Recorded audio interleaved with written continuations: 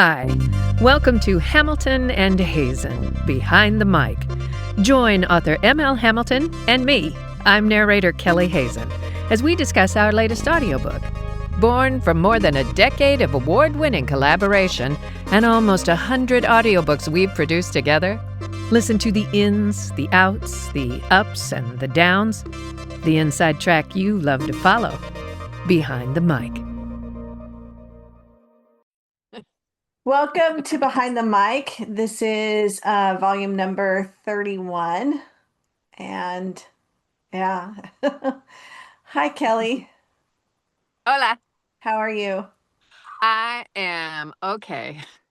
I'm good. I'll talk about that in a second. Okay.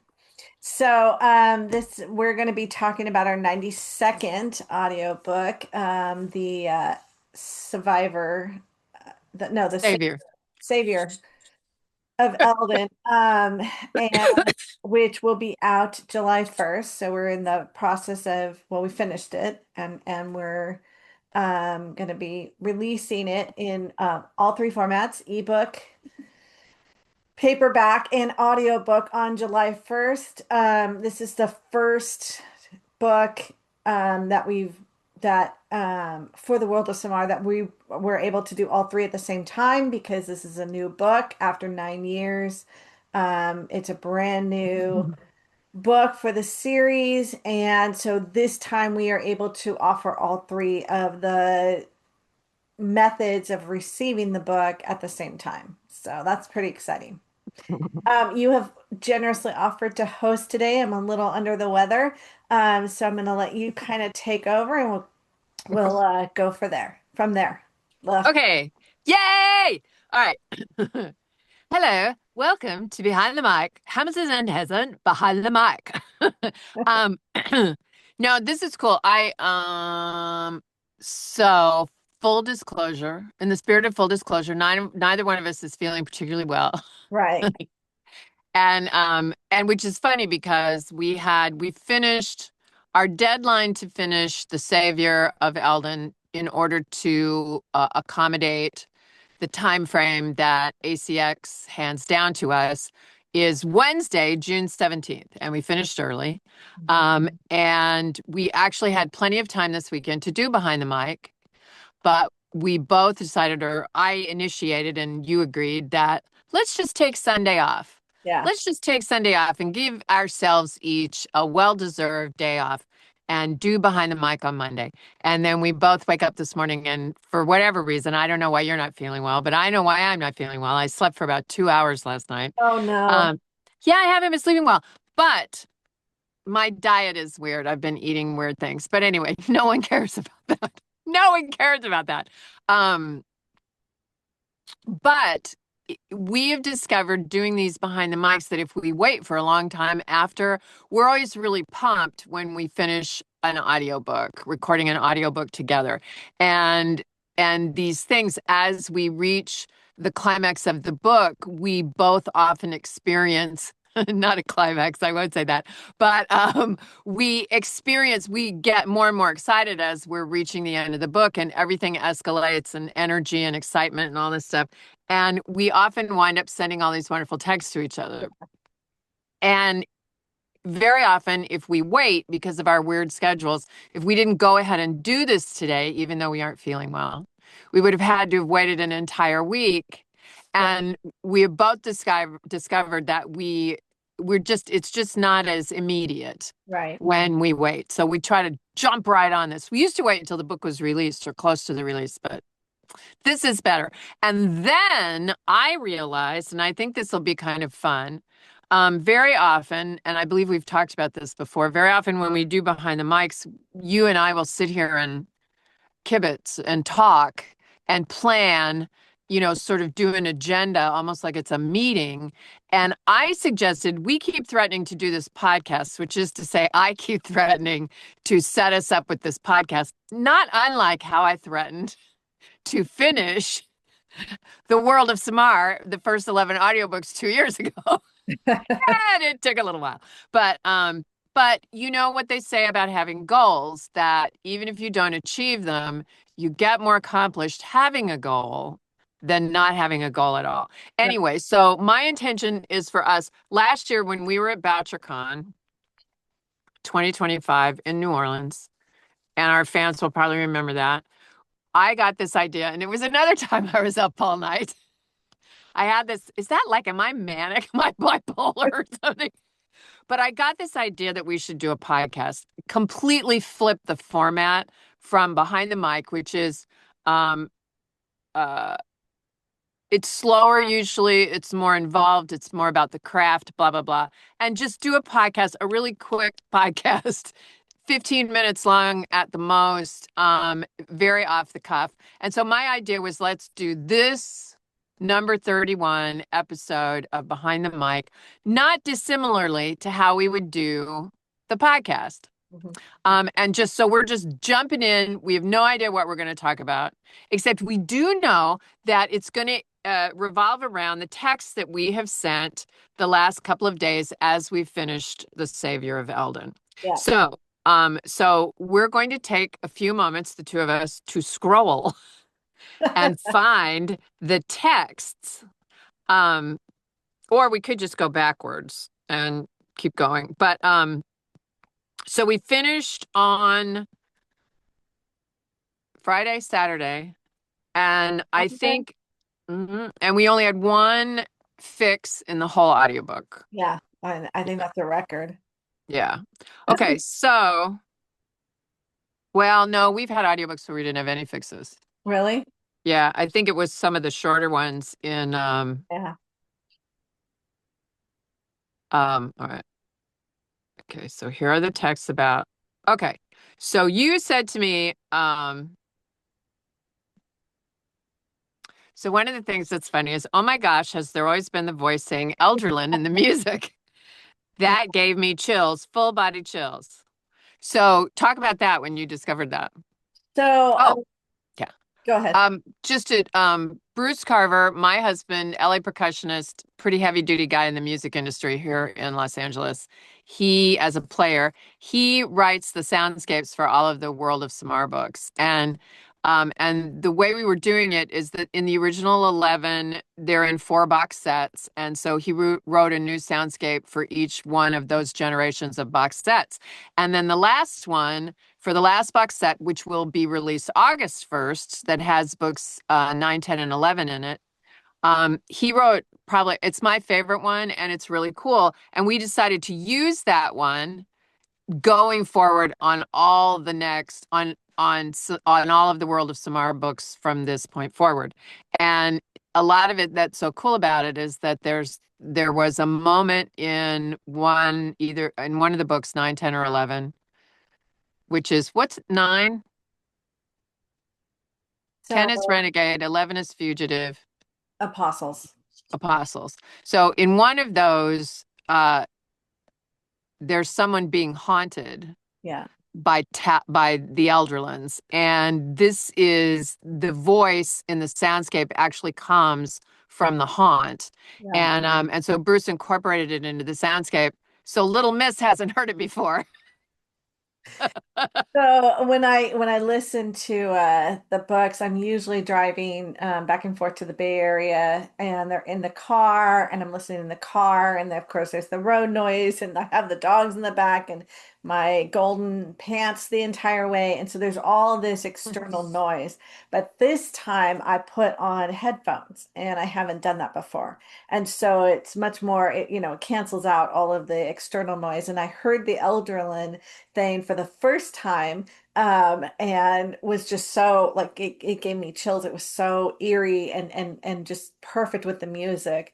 And then I wrote to you about it, and you're like, yeah, well, by the way, it's been in like the last 4 or 5 books. And so I thought it was pretty amusing for me, because I think I hear so much of what it is, but when you have headphones in, it's a whole different experience. It's much more intimate. I think audiobook listeners probably primarily listen with earbuds. What do you think? They do, yeah. Or headphones, Most people are not like me. I mean, I don't really use the earbuds as much as most people do. When I was teaching, all my students kept the flipping earbuds in their ears all day long. It's not something that I've done until recently. But so but it was a pretty cool discovery for me to hear it with the earbuds on. I think our books are better with earbuds. There's we do some stuff. We do some, especially in the fantasy books, we've done some like when the emerald has power, and there've been some, and we've used some effects in them. And I mean, from the jump, we're not Skywalker Ranch, you know, what is it, Lucas Light and Magic or Industrial Light and Magic or anything like that. It's a hint of a hint, but I think it's more effective when the earbuds are in. Okay, well, I think the book kind of went. What was it? It kind of started around chapter 16. And you had a feeling, you said this thing, you talked about the Savior of Eldon and that you thought you had fear about this book, which is a common theme for you. Yeah, it's true. Yeah, there's always, I always go through my mid-book doubt. This one though, it took me 9 years to write, which is an extraordinarily long time for me on writing anything. And then it's not so the other books are very true to the genre. They're very epic. They're big battles, they're big war scenes and everything. And this one really came down to a very narrow cast of characters and was much more, I think I used the word intimate. And so I was worried that it wouldn't have that same um, power that the other ones had had. And yet the irony was, is as I listened to it, I realized that the intimacy of it, the bringing it down, made the horror in the story even more um, epic. So it was a weird kind of a what is the word I'm looking for? Like, the opposite effect, happened where what I was afraid of, it actually brought the horror of what the characters go through much more epically into focus. You said, and I think you're right about this. And it's not that it hasn't happened in the other book. It's something about, you said it's more intimate. Yeah. What these people are going through is more intimate. And it's funny. I think it's also, I don't know what it is, right? We've had women oppressed in other books, but this is a very specific case. And perhaps it's because there is physical uh physical abuse. Hmm. Well, but no, we've had that in other books too. Maybe it was because of how it all came about. I mean, some things happened to some other women that were better able to take care of themselves. I mean, I don't know. I mean, is anybody ever able to take care of themselves in that situation? There's what I heard in this book is that I wouldn't call this book epic. I'd call it heroic. The Yeah, tone of you it mentioned is that. heroic. Yeah, you Yeah, mentioned the writing is heroic. It's the events. I mean, the events are epic, but they're not epic. It's not somebody sailing a sea and the big that. wooden boat with the thing on the front of it and all that, It's but not it the is. it's not the battle at Helm's Deep, it's Right, yeah. yeah. But there is an uprising, there Yeah. is, I mean, so in a sense, there is a people that become motivated to take action, but that's not the focus of the story. No. The focus of the story is on the relationships that occur with these people, and it's got such a beautifully heroic tone. There was one of the this came out, we had that discussion at the end of chapter 16, which I think is also interesting because that's a quote unquote sex scene. Yeah. And you made a comment about how you feel about writing sex scenes that I think would be interesting for you to share. They are extraordinarily difficult to write, and there's a lot of reasons for why they're so hard to write. And I never do a blow by blow sex scene, but how do you create the intimacy without, you know, peering behind the curtain? How do you make it seem unique and different? Because I mean, we've all read plenty of sex scenes or we've seen plenty of sex scenes in movies, etc. And how do you make it unique? How do you make it intimate for these two characters that are finally crossing this invisible boundary of intimacy? And I had written it and I rewrote it a couple of times, trying to reach that level of um, just connection between these two characters. And then when I heard it read, and you read it with such a reverent, it was reverent the way you read it in the novel, and it was lovely. I mean, it was one of those where I feel really proud of what we did with that, because I find them hard. They're challenging to write. Pretty much, any healthy adult, has their own experiences with that sort of intimacy, but how do you write it so that it's something new? And for the two main characters here, it felt new. It felt that connection was there, the tenderness was there, and that finally moving toward that acceptance that this is the person, this is my person, was there, and it was just lovely, and to hear it was so um, gratifying, because it just, the way you read it, honored that moment between two people in a way that I don't know that we've done before. We've had other scenes of intimacy, but this one just felt so tender, and you're talking about two people who have been through, well, one in particular has been through so much to even be trusting enough to experience that intimacy with another person. I think was what honored it so much, was You really nailed. Well, I think it was interesting because for both of them, approaching a physical relation, this is a 180 for yeah, each of them yeah, in how they've approached physical relationships or been made to approach physical relationships in the past. And so they were both really at a loss. yeah, I mean, it was they were excuse the again a pun, feeling their way, through this. And it was really nice because you wrote just enough. I mean, I think about this a lot when I see it in movies. And I mean, I've done nudity on stage in plays, and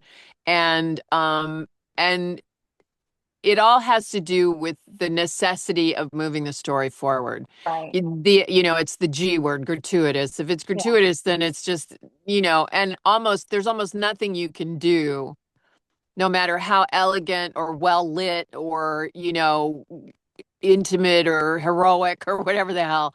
If it's gratuitous, then it's just like, oh, I'm sorry, why are we doing this? And there was nothing, and I think that's why you've limited the other scenes, in past books, because if those characters came together, it wasn't as life-changing for those particular characters yeah, yeah, on a yeah, spirit, on almost a no, I mean, because it is on a spiritual level for all those characters, but for these two people there was a danger involved, and and yeah, it was just it was uncharted land for both of them, and both of them with their past, very divergent past experiences, but um choosing to be intimate with the two of them based on who they were yeah.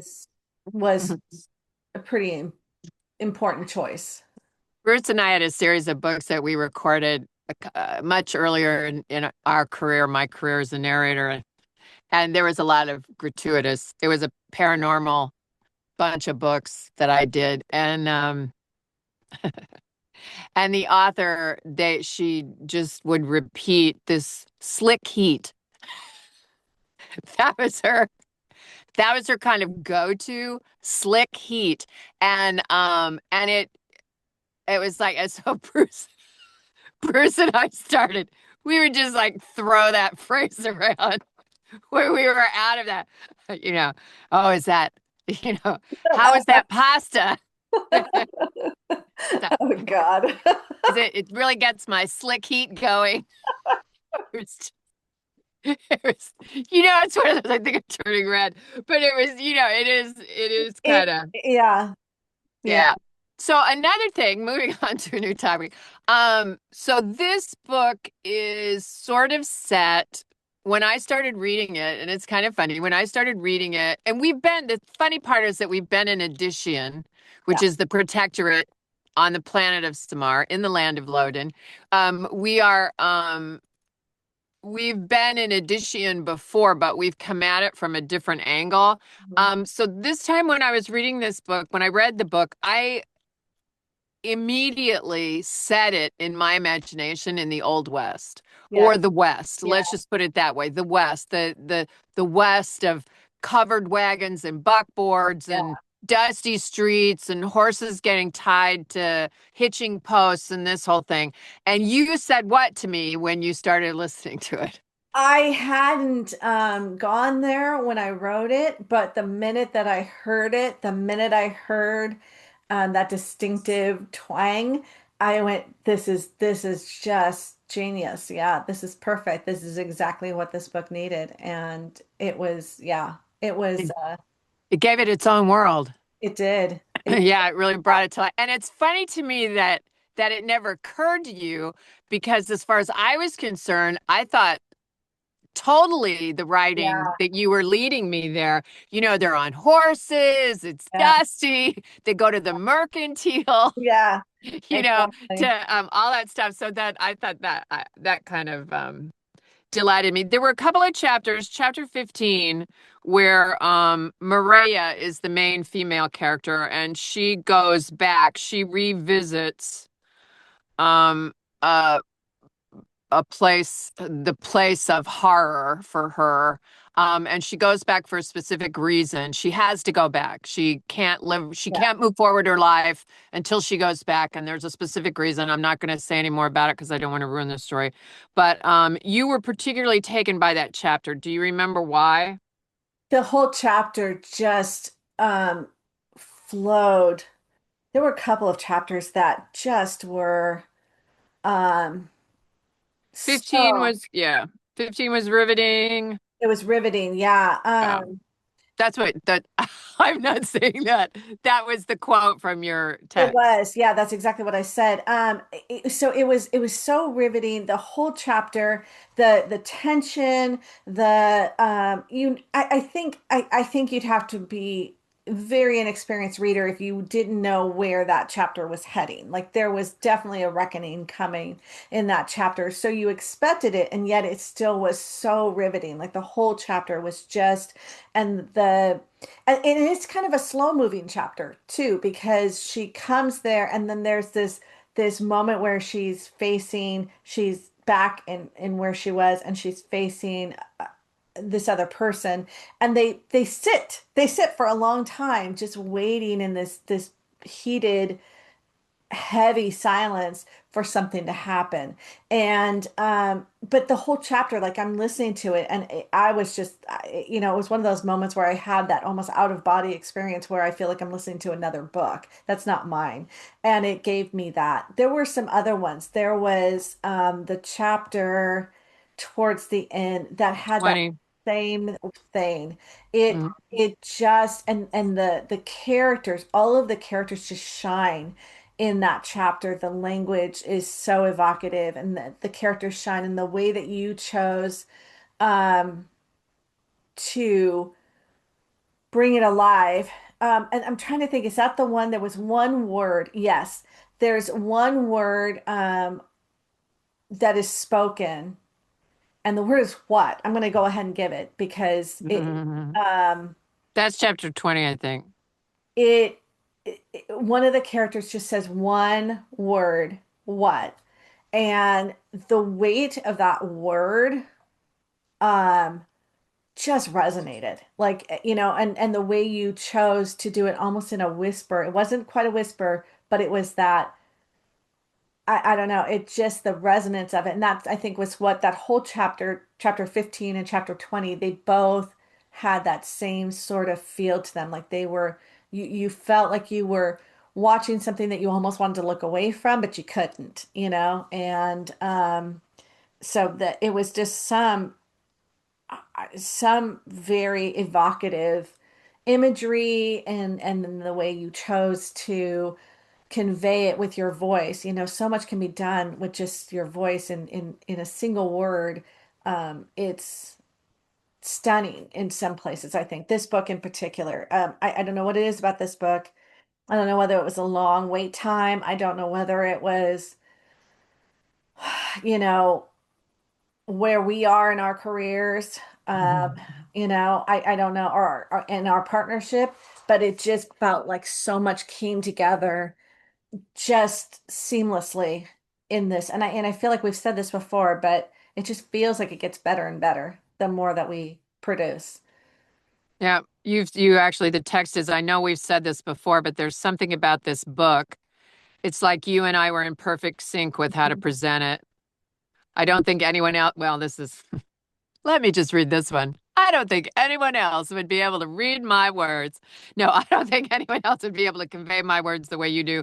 It's such an honor to hear them the way you bring them to life. I think one of the greatest compliments a narrator can receive is for you to say that you're listening and you forget you wrote the book. Yeah. You know, Yeah. you're so caught up in the telling of it, in the telling of the story.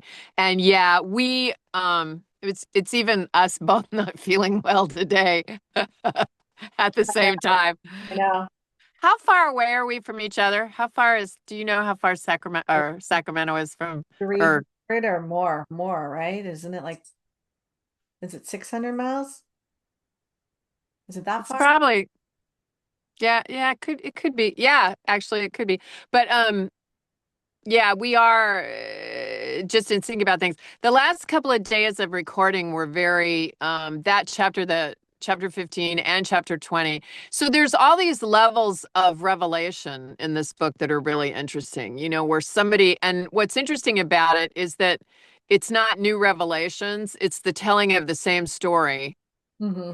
in multiple situations to multiple people who have different stakes Hmm. and different experience in hearing the story, you know, and what we're talking about is Maria's experiences, what led her to where she is in her life Yeah.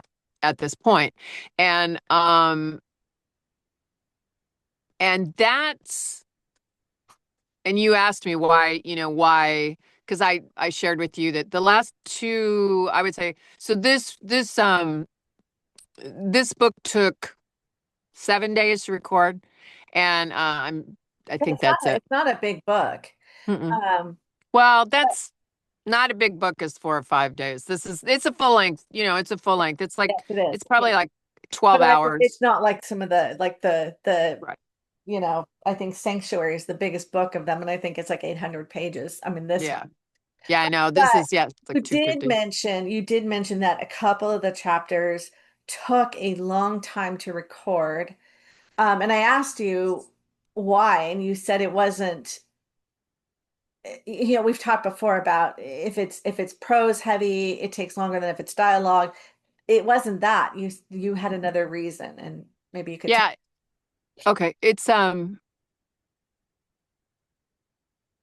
telling that story, right? So you're telling that story, and this person, and so each time she tells the story, it's for a different reason, Right. you know, and it's never a story she wants to tell, Yeah. you know, and there's a it's always comes down, for me, it always comes down to authenticity. You know, it's gotta sound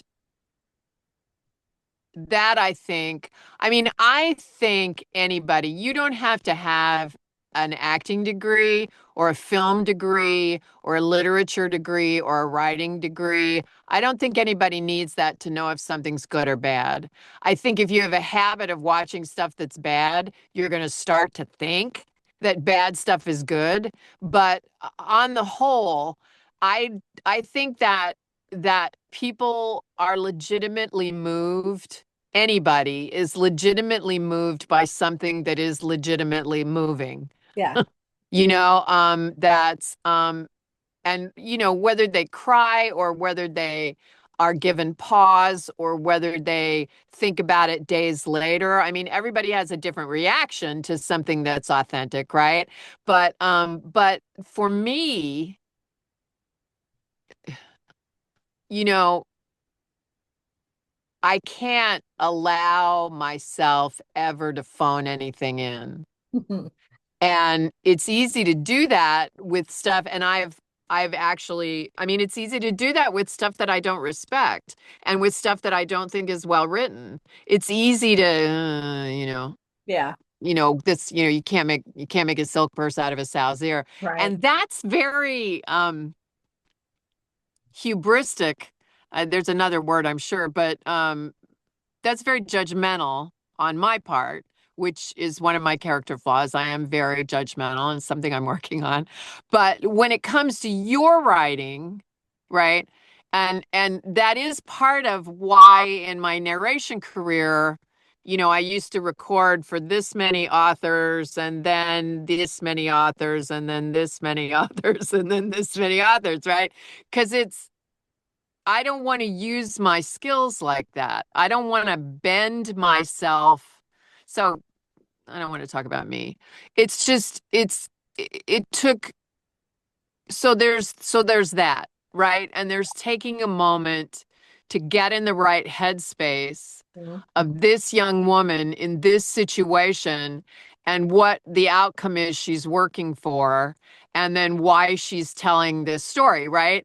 And then because she doesn't usually just get to tell the story without other people interjecting, then there's taking sometimes the complete opposite position interjects, so there's that getting back to square one, Yeah.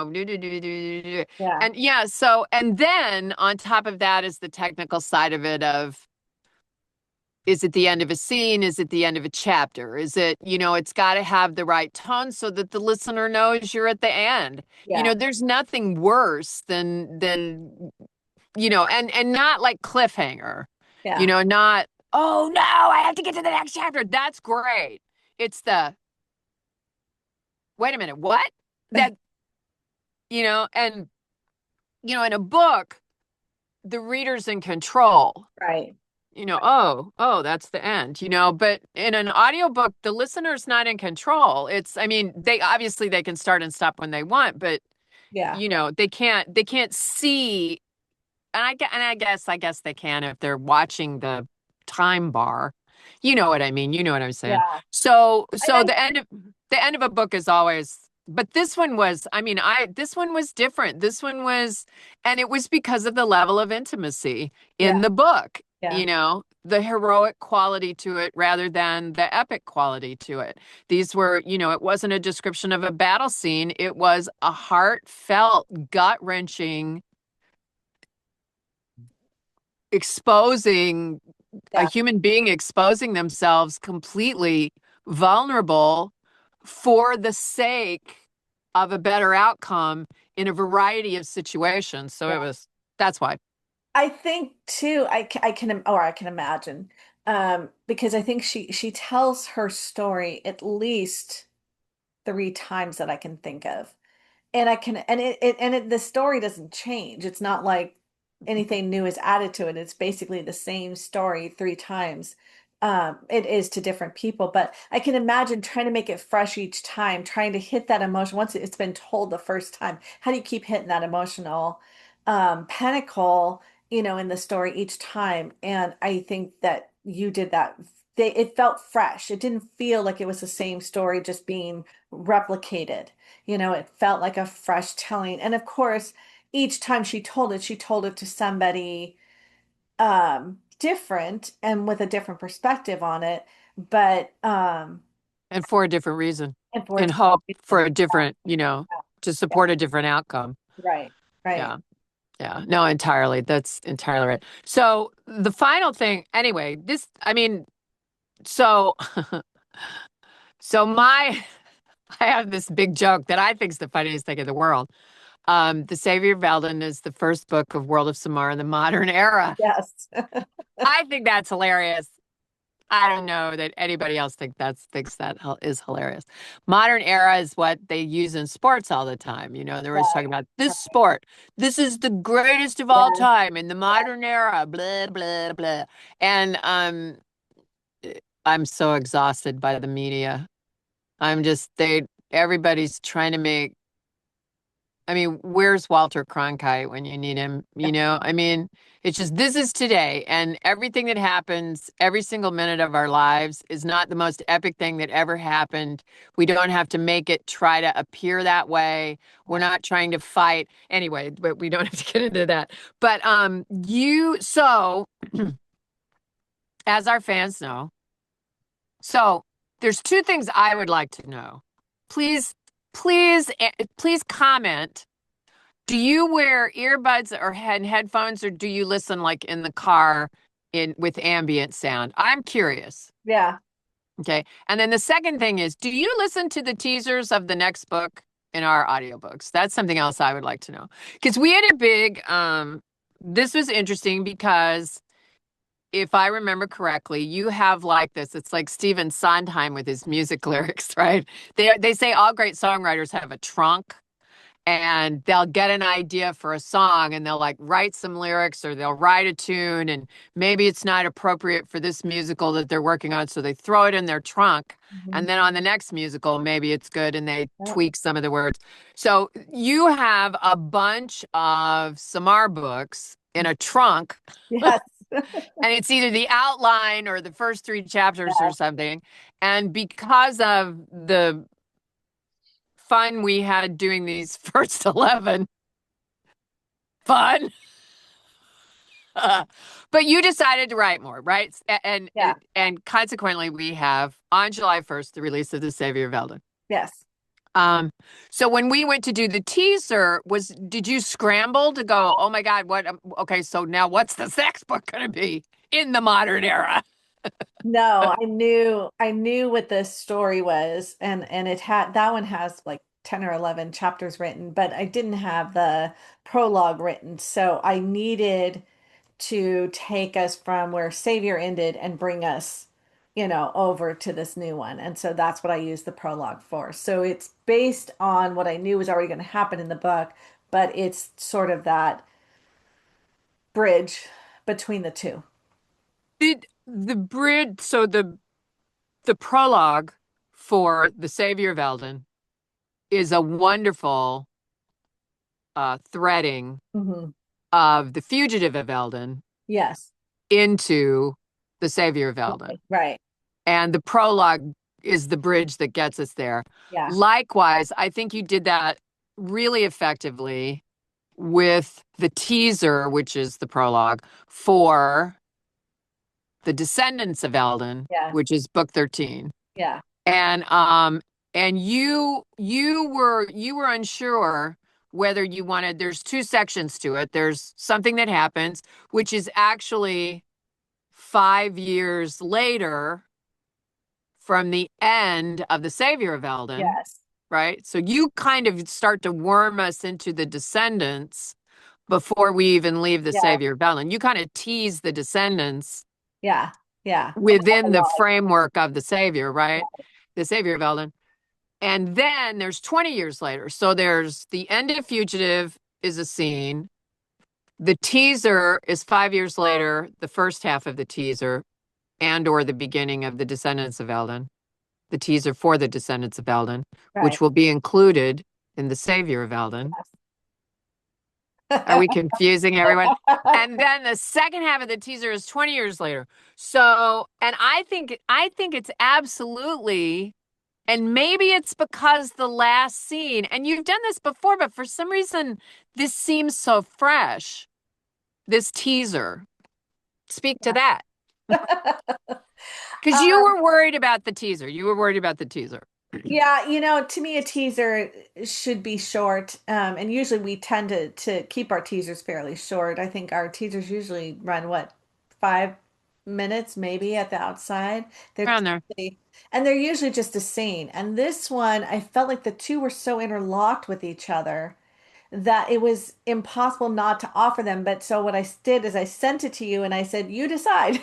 I threw it on your lap. I said, you decide. What do you think we should do? Should we do the entire prologue or should we just do like the first half of the teaser and or the prologue for the teaser? And you said, no, let's do the whole thing. And so we did. And I think it was the right decision. It was a decision I was already leaning towards, but I was willing to be persuaded otherwise. Um, We choose to do teasers. That's not everybody does teasers, as no, I'm sure the audiobook listening community is well aware. But I think it's a missed opportunity if you don't, if the book's in a series, right? And I mean, yeah, even if the book's not in a series, you have an audience that has already purchased your book. Why not? I mean, when I buy an ebook, there's almost always a sample of the next book. exactly. And now even in paperback and hardback, Yeah. sometimes there's a sample of the next book. So it seems like, standard operating procedure these days. But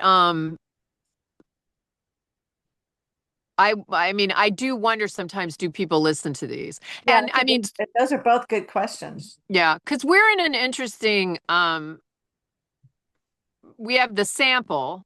I Mhm. mean, okay, so, and I think this is interesting. Because I've talked to some people that listen to audiobooks, they don't listen to the samples. My They dad read the was description. big. My dad was big on listening to the samples because he wanted, it wasn't for the book, it was for the narrator. He wanted to see if he liked the narrator. And so that was why he listened to samples. That's interesting. Yeah. How did he pick the books he listened to? Um, I- my dad is famous for, he would pick his wines by what the label, if the label was pretty, he picked his favorite, um,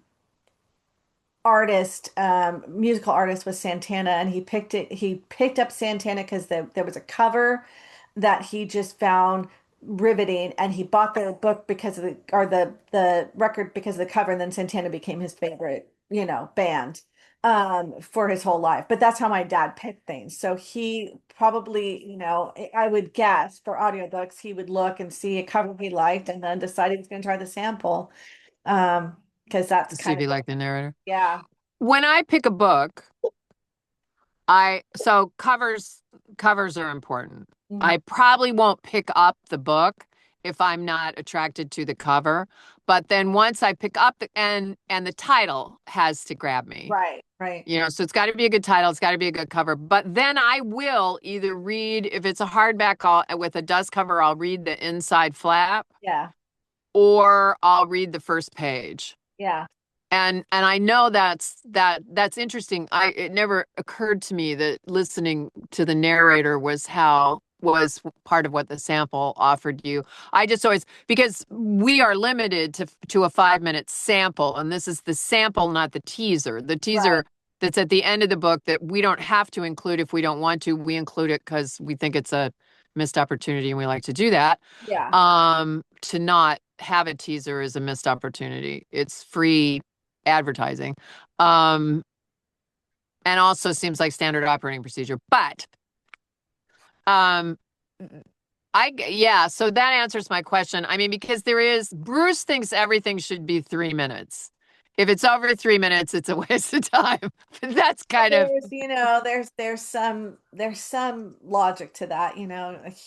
We have a terribly short attention span anymore, and I think I don't care if it's short or, I mean, we had one teaser to one book, and it's really unfortunate because the book wasn't great and the cover was bad. And the title wasn't great, but the story was sort of interesting. And we picked this teaser that was only like 30 seconds long, but it's still one of my favorite teasers of all the, not ah, teaser, sample of all the audiobooks I've ever done. It is the book. yeah, It's all you need.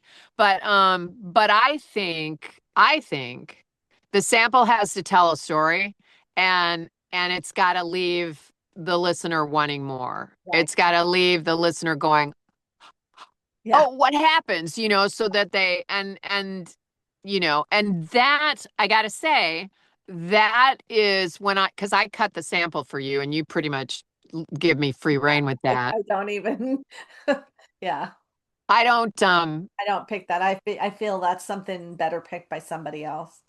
I try to do that with all the books I listen to, but I'm the most meticulous when it comes to our stuff. And I totally, that is something I've totally given over to you because I feel that that's something much better chosen by you than by me. And it is. Yeah, True. you're kidding. All right. Well, that's it. That's all I want to talk about. All right. So what's our next audiobook, So Ms. our next Hamilton? audiobook is going to be The Church Arsonist, and I am on chapter 7. And who is the main character? This is one of our Peyton Brooks Woo! titles, and so I'm super excited about it. The book is coming along really well. It's fun. I have really enjoyed being back in Peyton's world, and it's like slipping on, an old pair of sweats. I Um, gotta tell you, 3 World of Samar in a row. yeah, we need something else. Talk about it. I need to be hospitalized. Palate cleanser isn't going to do it. I need to be hospitalized. Yeah, yeah. No, I mean that was I don't want to say it was grueling, but that's It's that's grueling. Yeah, yeah, and I'm thrilled. I'm absolutely thrilled. I mean, I'm so thrilled that we accomplished the task and the original 11 aren't complete until the next one. You decided you wanted to write the next one, and so that means we've got to get that next one because I guarantee your listeners are going to hear those 11 books and they're going to want the next one. And we are committed to our listeners in that way that we want to get that next one out so they've got something to go to. We don't leave them hanging, but I am absolutely ready to yeah, record something else, yeah. something So a little lighter. I was ready to write something else too. So, Yeah. and then, but not to completely abandon the world of Samar, we do have our box set, which will be out August 1st. And it will be 9, 10, and 11. The Apostles of Eldon, the Renegade of Eldon, And the the fugitive. Fugitive of Yes, Eldon. yes. So that's something to look forward to if you're planning some summer trips, or long flights. That's a good one to get. When do you think you will throw World of Samar back into the hopper again? Sometime in 2027? Yeah. Yeah, there won't be another one till 2027. We're gonna hit a couple of Peytons. We're gonna finish up. We're gonna do the Church Arsonist, and then we're going to do the last of the early cases books. And we'll hit that. And then of course we've got our Christmas mystery. So it'll be sort of the second half of the year will be our mystery half of the year. And then if time is allowing, I'd like to see the first of the new cozy mystery series with Zephyr, hopefully, or early in the new year. So Cool. That's exciting. I am, and then it just went right out of my head. What was I gonna say? Oh my God, I can't remember what I was gonna say. Um, Oh, so you and I have been having a really good time on Instagram, and I want to close by inviting our fans and listeners. Join us on Instagram. I'm Storyteller Productions, all one word, all lowercase. You don't know it's me till you get there, which is really bad marketing on I my was gonna part. ask what mine is, and I need to see what mine is. ML Hamilton, author Author, ML Hamilton. Yeah, author ML Hamilton. on Instagram. Yeah. Yeah, we're having fun. I'm doing little 3-minute videos about the books as I'm recording them. Little 3-minute videos about hashtag this is what I do as a narrator. just a lot of fun stuff. I love your posts about author of the week and the different local authors you're working with, and Serenity Sunday, and every now and then we get to see the dogs. It's a lot of and you're I love how you're keeping us up to speed on where you are in writing and stuff. So I really I encourage you, if you're on Instagram, please find us and follow us, and it'd be a lot of fun for that. And also, and this is really cool. I'm excited about it. Audible.com, Audible is about to begin a program called All You Can Listen. Right. All You Can Listen, AYCL. Yeah. Obscure acronym. But and it's we haven't seen the rules of it yet, but we are guessing, and this is just us, right? That it's going to be like Kindle Unlimited. Yeah. Kindle Unlimited, right? Where Yeah. you pay a fee and you get to listen. I can't get a good handle on how it works yet, because I think they're building the catalog right now. We have put in quite a few of our titles, and I think we've only got I think I turned in 23 titles. I think I agreed for us to enter 23 titles of our 92 into the All You Can Listen. And I think we've only been approved on 4 so far. So the load in is taking some time. I have other books coming in from other authors. I'm getting the emails slowly that it's been enrolled. So I think it is just taking them a while to build the catalog. But just the nature of this, for those, I know audiobooks can be expensive for people. I know that that there's some of our stuff that maybe fans have been reluctant to try because, they want to save their credits for the patent stuff, blah, blah, blah, blah, blah. This might be a way to dip your toe in the water on a lot of our stuff that you might not otherwise want to buy if having that kind of resource. So All You Can Listen on audible.com. We're real excited about it. We can't wait to see, if I'm speaking for both of us. So, but that's all the news that's fit to print. What do you think? Sounds good to me. So look for the Savior of Eldon on July 1st, and then the box set on August 1st, and then hopefully, fingers crossed, we will have the Church Arsonist on September 1st. That's sort of the goal. Oh, we won't make September 1st. Oh, okay. But yeah, we weren't even trying that. Just, this is Kelley, the production manager, tell you, right? We knew we wouldn't make September 1st for that, but our goal is to release it in September. Right. We're going to have we've been lucky and been able to have the first of the month right up until through 8 months of the year, practically. Yeah. And, so it's Peyton Brooks, FBI, Hate Crimes Division, The Church Arsonist. Yeah. And that will release in September. Very exciting, very exciting, very exciting. You're funny. September 1st. I don't know. I have hope. Maybe we can. Well, never say never, right? Yeah. Well, we're not going to kill ourselves, because we also have, you have a big trip coming up this summer. And and I have the state fair starting in July. So we have quite a busy summer ahead of us. So we're taking the pressure off. I'm going to London. Super. Yeah. All right. So this has been Behind the Mic number 31. Thank you, Kelley. Welcome. And we will be back soon. I've lost it. Thank you for joining us for Hamilton and Hazen Behind the Mic. Visit authormlhamilton.net and kelleyhazennarrates.com to join our newsletters for more insider news and views. Today's episode is sponsored by Phoenix Publication Services, PPS, Digital Shepherds. Let us ignite your writing goals.